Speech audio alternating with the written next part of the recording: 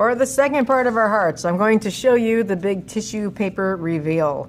On your projects, the tissue's already been taken off because it kind of flies away when I take it off the drying rack. So when I remove the tissue from my project, this is what it looks like underneath. It's totally normal for there to be some white spaces left behind. That just kind of adds to the texture of your background and makes it look really cool. So my background is cool. This means my heart needs to be warm. So I'm going to get a warm piece of paper. So it's opposite my background. If your background is warm colors, your heart needs to be a cool color background. And I have a lot of hearts to trace, so we're going to share the stencils and trace it. Next step would be cut it out.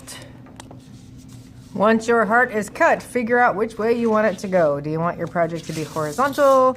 Do you want it to be vertical? Do you want your heart tipping? So make that decision.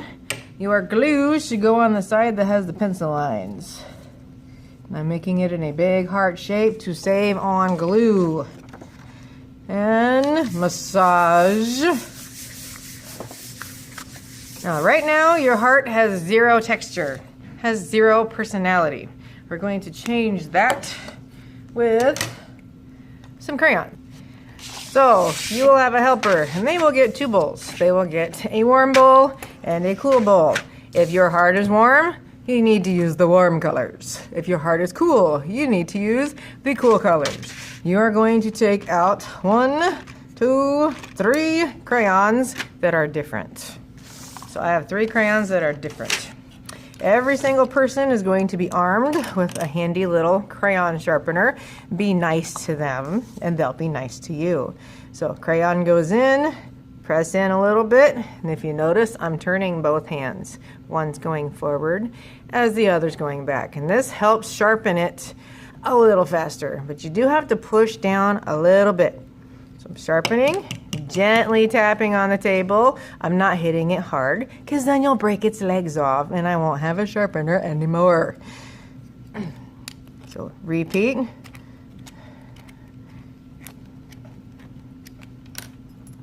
If you are working and a big chunk of crayon breaks in the sharpener tip and gets stuck, come see me and I will get it out. All right, I've been sharpening for a little bit, so got a lot of shavings inside this tube.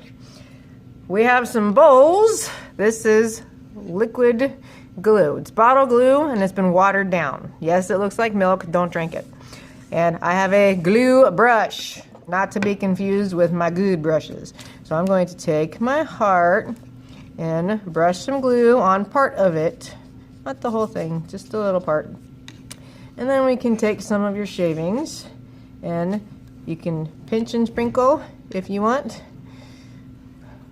Or if you're careful, you can gently shake some of them out. And once I have them on the glue, I'm going to press down lightly. Your finger might get a little dirty.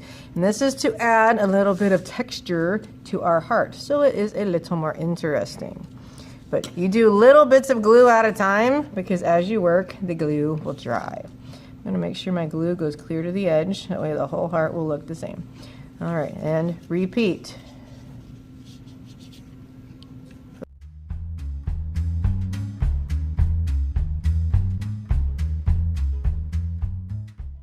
Anything you shave today needs to get used today.